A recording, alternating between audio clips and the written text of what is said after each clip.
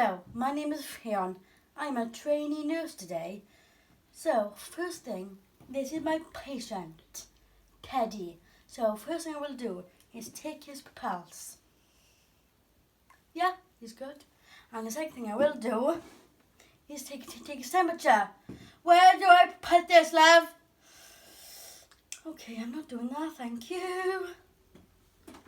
As you know, us nurses have to be very careful about the spread of COVID-19.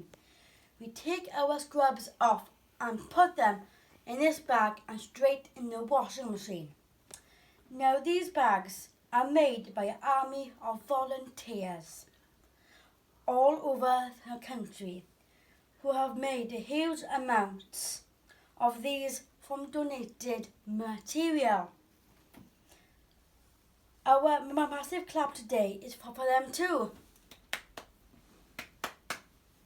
This county, they are made by a group of busy bees along with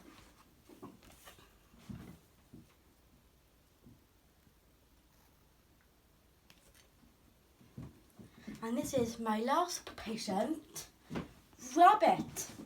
He's waiting for his operation, but his ear's coming off.